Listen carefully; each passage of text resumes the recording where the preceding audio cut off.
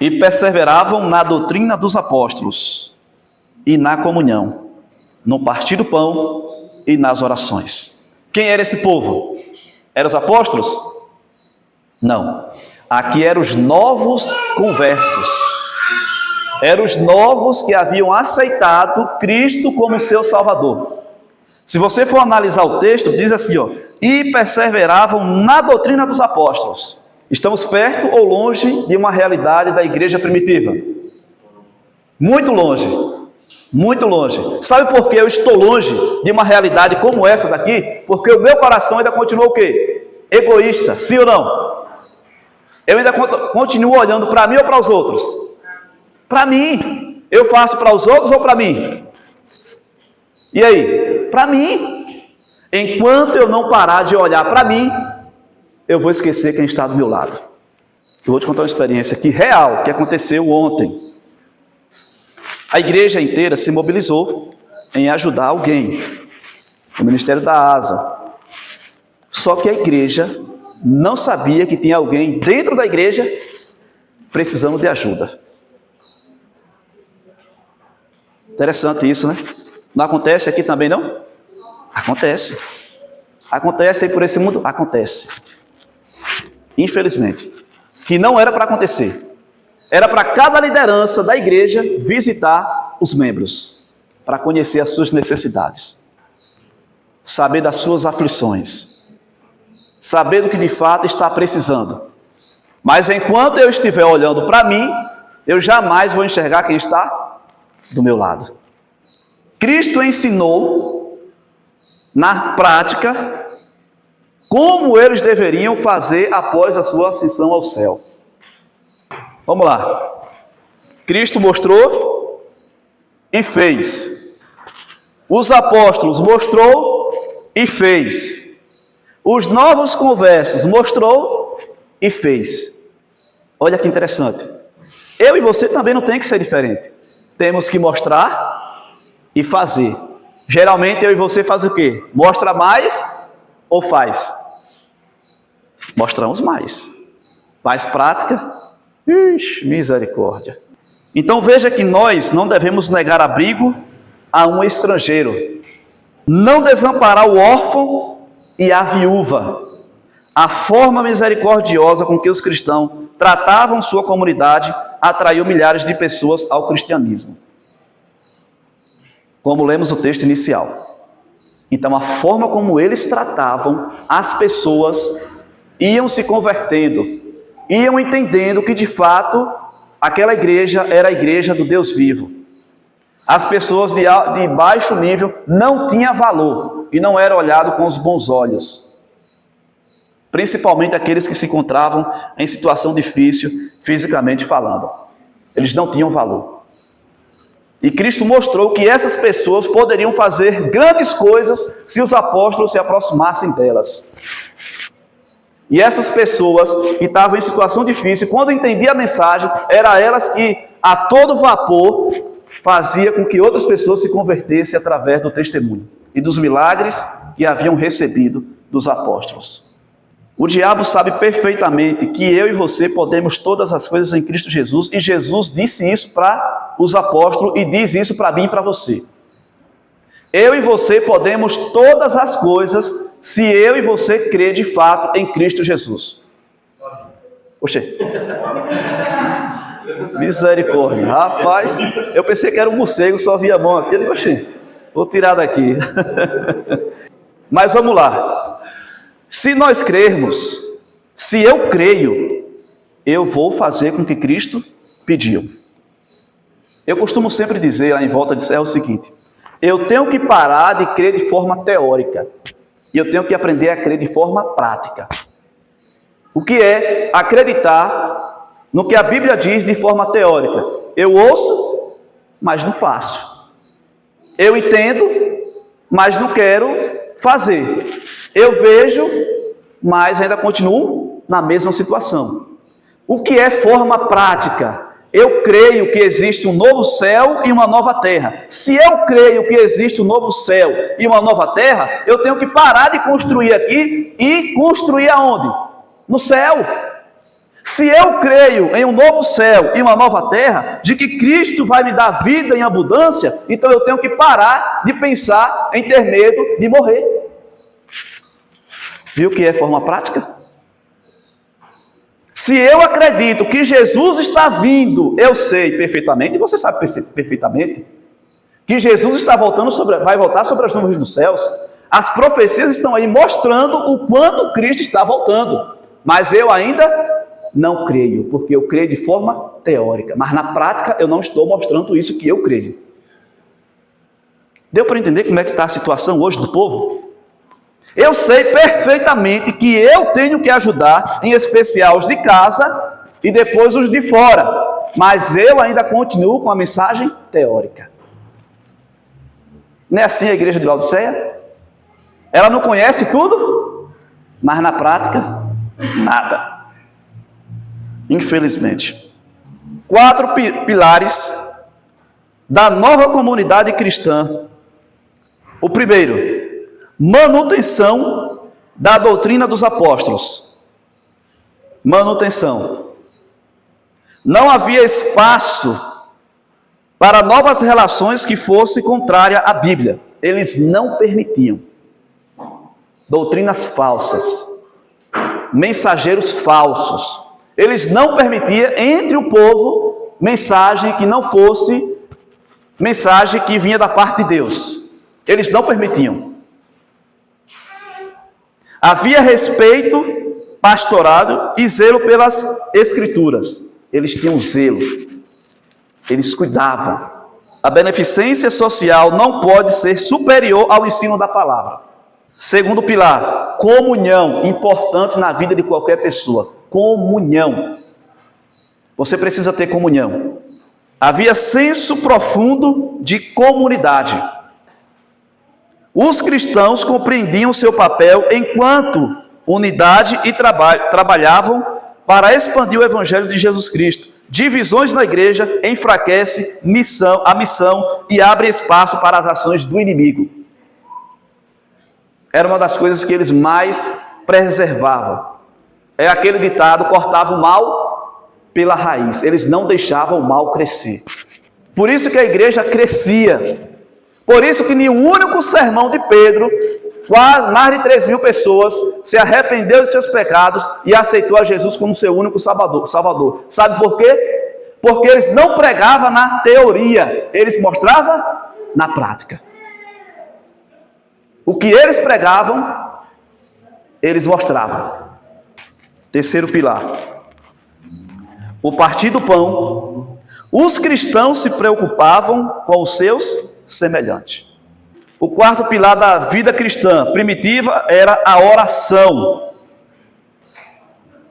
Não uma oração individual, apenas, mas as orações coletivas, como as reuniões de orações. Vocês percebem como é importante ter uma reunião de oração na igreja? Os cultos de quarta-feira é importantíssimo.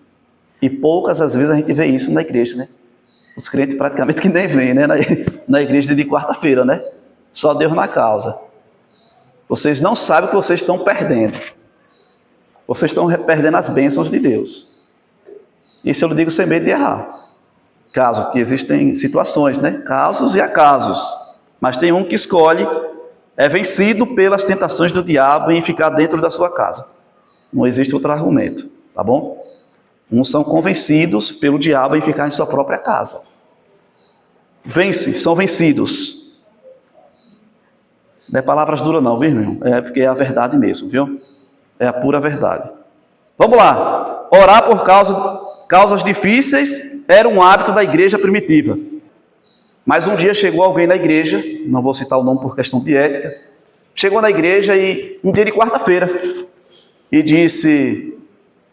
Foi dada a oportunidade para aquela pessoa ter o seu momento de compartilhar as bênçãos e também pedir. Ela só pediu.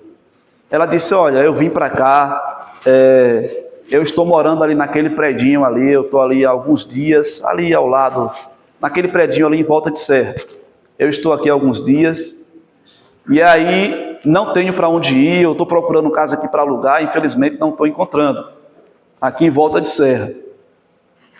E aí só sei que no momento da oração, ou seja, no momento que ela fez o pedido, alguém disse, não, irmã, nós vamos orar para que Deus possa solucionar o seu problema. Nós acreditamos no poder da oração. E eu interrompi logo, eu digo, não, irmão, nós não vamos interceder de jeito nenhum. Nós vamos colocar ela aqui dentro da igreja, até ela encontrar a casa dela. Não, mas pode, irmão, pode, a igreja é um abrigo. A igreja é um lugar para as pessoas que não têm moradia, que não têm morada, é o lugar para habitar essas pessoas. Eu disse, irmã, dá para a senhora vir hoje? Ela disse, dá. Pronto, aqui fica o banheiro. Se quiser ficar aqui na sonoplastia, pode ficar. Pode botar o seu colchão aí. E aí, se quiser botar suas coisas aqui, traga a sua cama, traga. Ela disse, não tenho cama não. Eu só tenho lá um pedacinho de espuma, onde eu coloco a minha filha para poder, pronto, pode vir, venha. Deita, durma aqui mesmo. Quanto tempo a senhora vai querer? Ela disse, irmão, e o culto? Nós fazemos o culto com a senhora aqui dentro. E as minhas coisas? Pode deixar aí, não tem problema nenhum. Depois eu liguei para o pastor e disse, pastor, será que eu fiz a coisa correta, meu Deus? Se o pastor vir para cá, e Zé Nilton, o pastor vir para cá e achar que eu fiz a coisa errada, e o pau quebrar para o meu lado aqui. Eu digo, mas eu vou ligar. Antes que alguém ligue, eu vou ligar para o pastor. Eu digo, pastor, aconteceu isso. Ele disse, meu amigo, parabéns para você. Você foi humano nessa situação. Vocês acreditam que com as pedagens dessa mulher, o pau quebrou dentro da igreja? O pau quebrou, irmão, dentro da igreja. E ainda para acabar de arrombar para o meu lado, lá na igreja é toda na cerâmica, né? Acho que a pessoa colocava umas caixonas, né, em cima assim do batente da igreja. E aí acho que na hora de tirar as roupas, aí arrastava aqui, aí arrancou cerâmica daqui, aí arrancou cerâmica do outro lado, e o pau quebrando. E eu digo, meu Deus. E aí pensa que não, no banheiro, um negócio meio estranho lá, e como é que esse povo vai vir aqui para poder fazer as suas necessidades aqui, o pessoal da igreja aqui? Eu digo, mas vamos lá, vamos orar a Deus para que Deus resolva esse negócio aqui. Na prática a gente já fez, mas aí agora é com Deus. E só sei que ela ficou lá mais ou menos uns 5 dias, eu acho. Deixou alguns negócios lá imperfeitos na igreja, mas deu certo. Então assim, na vida dessa pessoa vai ficar marcado ou não vai? Vai. Nós temos uma mania feia, né? A gente tem a solução e diz assim, não, nós vamos orar para o teu problema, irmão. Nós temos a solução. Tem pessoas que dizem assim, eu estou precisando de R$500, um exemplo, para fazer um exame. Eu tenho R$500 na minha conta. Está lá sem fazer nada. Não, irmão, nós vamos reunir a igreja, nós vamos fazer isso, Não, toma vergonha. Tu tem o dinheiro na conta e não pode... Não, irmão, está aqui o dinheiro, olha. Está aqui o dinheiro, está aqui, irmão, o dinheiro. Está aqui, ó. Está aqui o dinheiro para você. Pelo amor de Deus. Não é dando gato em ninguém não, viu, gente? É porque é só entendeu? Nós temos a solução e nós não fazemos o milagre acontecer. Nós temos como? Perfeitamente. Está lá o dinheiro no bolso. Se for falta de dinheiro, se for procura de dinheiro, viu, gente? A gente tem como fazer o milagre, mas não faz. Eu e você pode perfeitamente fazer o milagre acontecer e não faz. Sabe por quê, irmão? Estou falando isso? Porque quando você faz um milagre desse na vida de alguém, Jesus, quando fazia um milagre na vida de alguém, ele fazia o quê? Jesus fazia, diz a ninguém não. E eles faziam o quê? Saía espalhando Cristo. Quando você faz, tu é de qual igreja? Eu sou da igreja adventista do sétimo dia. Você vai levar para aquela pessoa a igreja adventista do sétimo dia, você vai levar o Cristo que você serve, e aquela pessoa nunca mais vai esquecer o que você fez. Um dia aquela pessoa vai passar de frente à igreja e dizer, vai lembrar de quem? De você. Nunca vou esquecer de fulano quando ver uma placa como essa daqui, Nunca vou esquecer. Milagre, irmão. Você pode fazer o milagre acontecer. Você só não faz se você não quiser. Mas a solução você tem. Sabe quando a coisa é impossível de acontecer? Quando a coisa é difícil de acontecer? Quando se trata de cura. Quando se trata de cura, aí só Deus. Mas lembre do que Pedro e João fez na porta do templo. Eu não tenho ouro e não tenho prata, mas o que eu tenho, em nome do Senhor dos Exércitos, levanta-te. Foi assim ou não foi? A igreja hoje tem o ouro, mas não tem o quê? O poder. A igreja tem o ouro, mas não tem o poder para dizer assim e ter autoridade. Em nome do Senhor Jesus, o Nazareno, levanta-te e anda. É assim ou não é? Infelizmente é uma grande realidade. Infelizmente é uma realidade hoje. Eu e você podemos todas as coisas. Se eu crer e você crer, coisas maiores nós iremos fazer. Coisas maiores nós iremos fazer. Mas é necessário ter comunhão. É necessário ter um espírito de oração. É necessário, a partir do momento que eu passo a olhar para o meu próximo, Deus ele começa a colocar coisas nas minhas mãos para solucionar os problemas. Olha só. As doações eram distribuídas de acordo com a necessidade de cada um. A igreja não é um órgão governamental, quase não sai. E não tem a obrigação de suprir as necessidades da comunidade de forma aleatória. Ela não tem essa necessidade. Ela não tem essa obrigação. A igreja deve representar um socorro permanente aos membros quando eles realmente estiverem precisando, reduzindo o risco de que aproveitadores sejam negligentes com seus deveres e vivam às custas da igreja. E eu vou finalizar aqui com esse outro textozinho aqui, ó. A igreja primitiva obteve sucesso seguindo esses princípios. O texto-chave para lermos no início encerra-se dizendo que a igreja passou a contar com a simpatia do povo, acrescentando diariamente novos conversos. Nós temos um manual que ele diz o que eu e você devemos fazer perfeitamente. Nós temos um objetivo, irmãos, que é salvar do pecado e guiar no serviço. Existem pessoas necessitando de um abraço. Você sabia que o nosso Brasil está em primeiro lugar com pessoas mais depressivas do mundo? O nosso Brasil. Você sabia que o nosso povo, o povo de Deus, não dorme com problema de ansiedade e depressão? Era para existir isso? Não era. O nosso povo está perecendo, o povo de Deus está perecendo.